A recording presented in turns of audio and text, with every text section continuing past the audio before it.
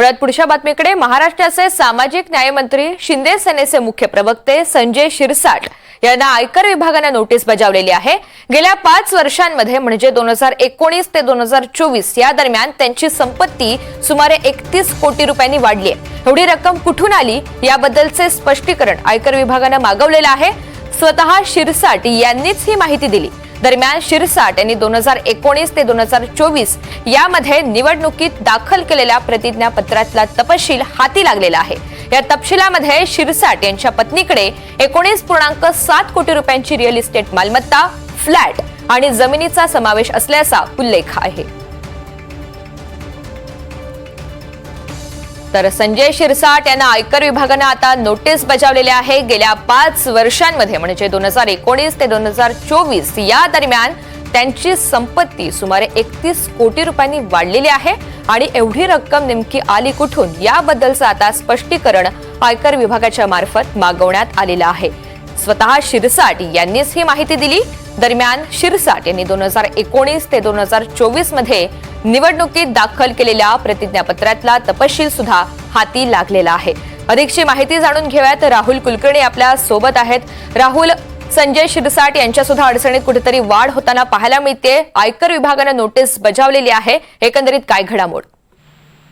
बघा ऋतुजा, असं म्हटलं जात आहे की ज्यांच्या संपत्तीमध्ये 5 कोटीहून अधिकची वाढ झाली तर अशा लोकांना ह्या नोटिसा बजावल्या, विच इज कम्प्युटर जनरेटेड।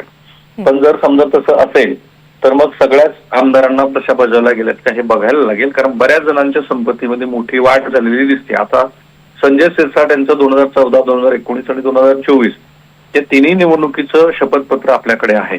2019 आणि 2024च्या तुलनेमध्ये त्यावेळेला त्यांची संपत्ती 3.3 कोटी रुपये होते 2019ला ऋतुजा। ती 2024 मध्ये थेट 35 कोटी रुपये झालेली आहे, म्हणजे जवळपास 10 पट वाढ झाली आहे।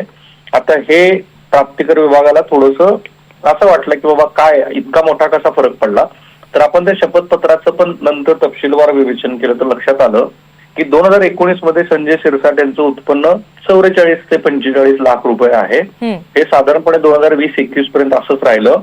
21-22 मध्ये मात्र मोठी वाढ झाली, त्यांची उत्पन्नाचे स्रोत वाढले। कसे वाढले ते त्यांनी सांगितलेलं नाही शपथपत्रात। 1 कोटीच्या पुढे त्यांचं उत्पन्न व्हायला लागलं आणि मग साधारणपणे त्यांची स्थावर मालमत्ता आणि हे सगळं जर बघितलं त्याच्यात काय काय आहे, मुंबईमध्ये एक फ्लॅट आहे, छत्रपती संभाजीनगरमध्ये एक फ्लॅट आहे, छत्रपती संभाजीनगरमध्ये त्यांच्याकडे 3 गाळे आहेत शॉपिंग कॉम्प्लेक्स मधले, ज्याचं 1500-1600 स्क्वेअर फीट इतकं बिल्टअप एरिया आहे। त्याशिवाय छत्रपती संभाजीनगरमध्ये त्यांच्याकडे 14 एकर जमीन आहे, नाशिकमध्ये जमीन आहे, जी जमीन कमर्शियल वापराची आहे असं दिसतं आहे। 65 लाख रुपयाच्या त्यांनी LICच्या पॉलिसीज घेतलेल्या आहेत आणि साधारणपणे त्यांच्याकडे बँकेतल्या ठेवी आणि हे सगळं मिळून 13.4 कोटी रुपये आहे। त्यांच्याकडे 18 लाख रुपयाची कार आहे। त्यांच्या पत्नीचं सुद्धा उत्पन्न जवळपास 25 लाखाच्या दरम्यान आहे। पण त्याचबरोबर त्यांच्यावरती लायबिलिटी म्हणजे साधारणपणे 25 कोटी रुपयाचं त्यांच्यावरती बँक कर्ज पण आहे।